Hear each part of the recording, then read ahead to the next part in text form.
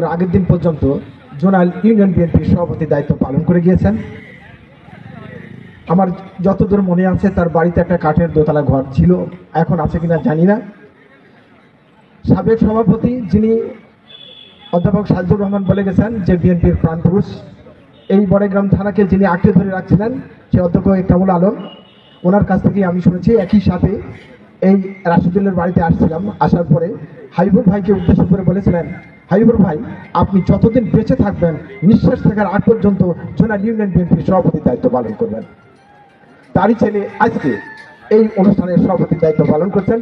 বিএনপির প্রাণ, যারা বিএনপিকে বহু কষ্টে না মার খেয়ে হাজত খেটে তিলে তিলে কষ্ট করে এই বিএনপিকে টিকায় রাখছেন, আপনাদের সবাইকে আন্তরিকভাবে ধন্যবাদ জানাই।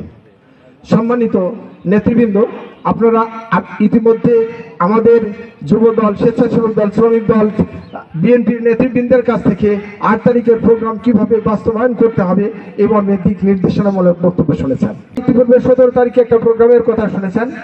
আমার স্নেহস্পদ শামসুল আলম রনি বলেছেন, কয়েকজনের কথা বলেছেন। সে কয়েকজন ছাড়াও আপনারা প্রত্যেকটা ওয়ার্ডে যদি কোনো প্রোগ্রাম করেন, যদি মানে কি প্রোগ্রাম করতেই হবে, কারণ জোনাল ইউনিয়ন বিএনপির প্রোগ্রাম, জোনাল ইউনিয়নকে সার্বিকভাবে এই প্রোগ্রামে সহযোগিতা করতে হবে। আর এটা করার জন্য প্রতিটা ওয়ার্ডে প্রোগ্রাম করতে হবে জনসম্পৃক্ততা বাড়ানোর জন্য। এতে যদি আমাদের যাকে যখন যে অবস্থায় প্রয়োজন হয়, আপনারা আমাদের ডাকলে, আমাকে নয়, আমাদের থানা বিএনপিকে ডাকলে আমরা আপনাদের আপ্রাণ সহযোগিতা করব।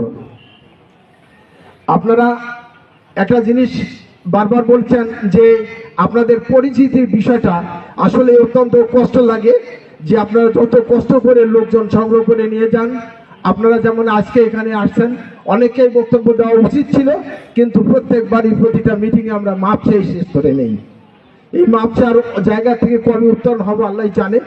আপনারা বহু কষ্ট করেন, কিন্তু আরেকটা জিনিস লক্ষ্য রাখবেন যে বড় কোনো প্রোগ্রাম হলে সেই প্রোগ্রামে আপনাদের যাতায়াতের অবস্থানটা অনেকটা ধীর গতি লক্ষ্য করা যায়, যেখানে দেখা যায় যে আপনারা যাতে যাতে প্রধান বক্তার বক্তব্য শুরু হয়ে গেছে।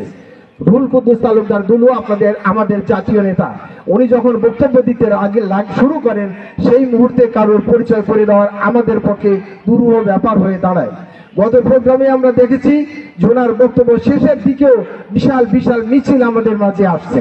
সেই মিছিলকে যারা কষ্ট করে জোগাড় করে গ্রাম প্রত্যন্ত এলাকায় থেকে নিয়ে আসছেন, আমিও বুঝি, আমিও তো এই গ্রামেরই সন্তান, এটা বুঝি, কিন্তু সময়ের অভাবে তাদের পরিচয় করে দেওয়ার সুযোগ হয় না।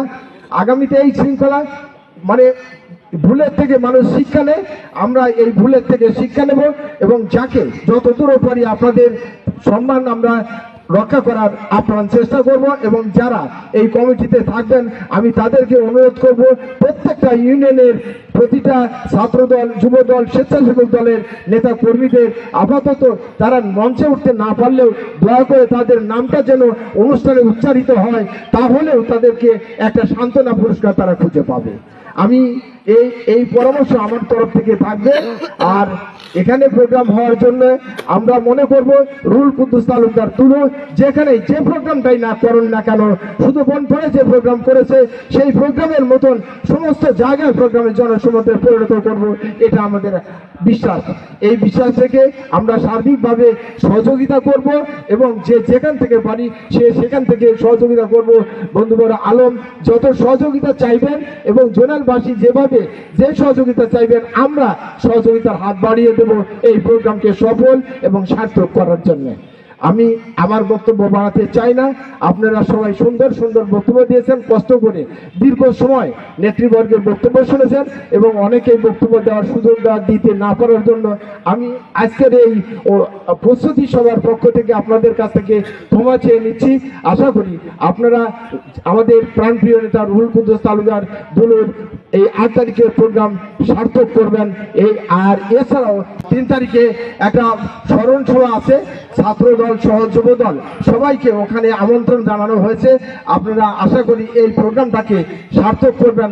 এবং আপনারা জানেন যে ইতিপূর্বে আমাদের জেলা ছাত্রদল, যুবদলের বিভিন্ন পর্যায়ের নেতৃবৃন্দ কিন্তু আমাদের সাথে বিভিন্নভাবে এই বিষয়টা নিয়ে আলোচনা করেছেন এবং সেই প্রোগ্রামকে সার্থক করার জন্য আমাদের সাথে আমাদের সহযোগিতা চেয়েছেন, আপনারা এই সহযোগিতা 3 তারিখে করবেন।